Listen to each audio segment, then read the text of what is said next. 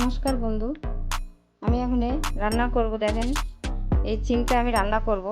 চিংটা আমি কেটে নিয়ে নিচ্ছি, ভালো করে কেটেছি। কেটে ধুয়ে আমি রান্না করতে এসেছি। দেখেন আমাদের কী কী লাগছে লঙ্কা, টমেটো, আলু। এই দিয়ে আমি এখন রান্না করব। প্যানটা আমি বসাই দিচ্ছি, এখন দিয়ে দেবো তেল।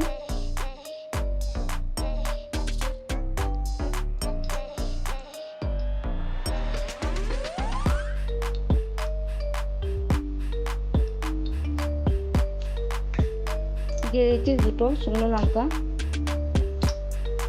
দিয়ে দিচ্ছি জিরা,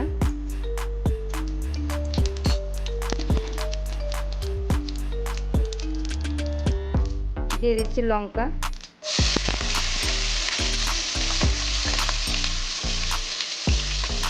লঙ্কাটা দিয়ে আমি এখন একটু নেড়ে চেড়ে নেব। দিয়ে দিচ্ছি আলু,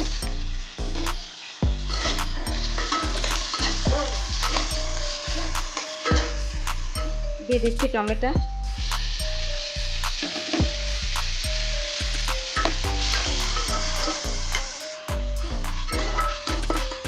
দিয়ে দিচ্ছি সামান্য লবণ। লবণটা দিয়ে আমি ভালো করে নেড়ে চেড়ে চিংটা দিয়ে দেবো। এতে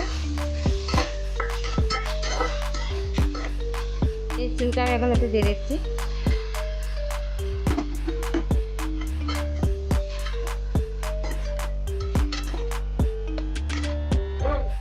দিয়ে দিচ্ছি হলুদ, দিয়ে দিচ্ছি গুঁড়ো লঙ্কা, 1 চামচি গুঁড়ো লঙ্কা, দিয়ে দিচ্ছি 1 চামচি ধনিয়া পাউডার।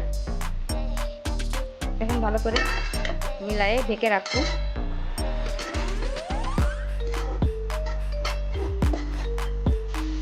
দিয়ে দিচ্ছি সামান্য জল।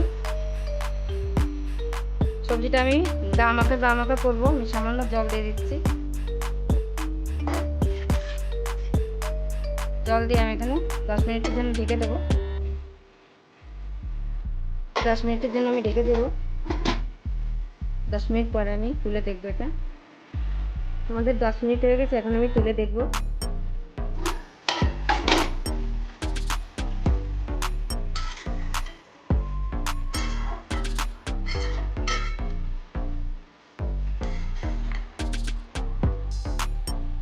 আমাদের তরকারিটা প্রায় হয়ে এসছে।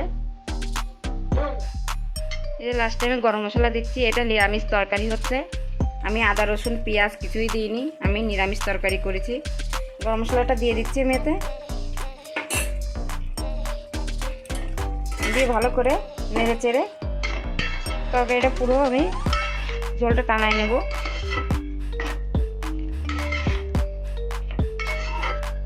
এটা আমি গামাকাই করবো।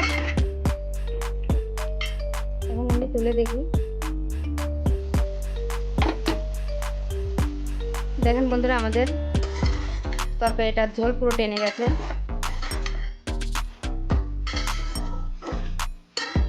এখন আমি নামিয়ে নেব।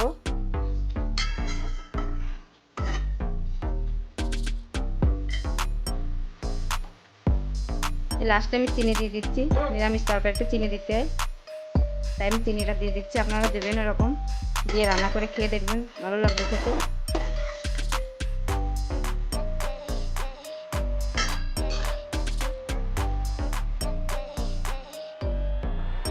আমাদের ভিডিওটা যদি আপনাদের ভালো লেগে থাকে, লাইক শেয়ার কমেন্ট করবেন, লাল বাটনটা দাবাই দেবেন, পাশে থাকা ঘন্টিটাও বাজিয়ে দেবেন।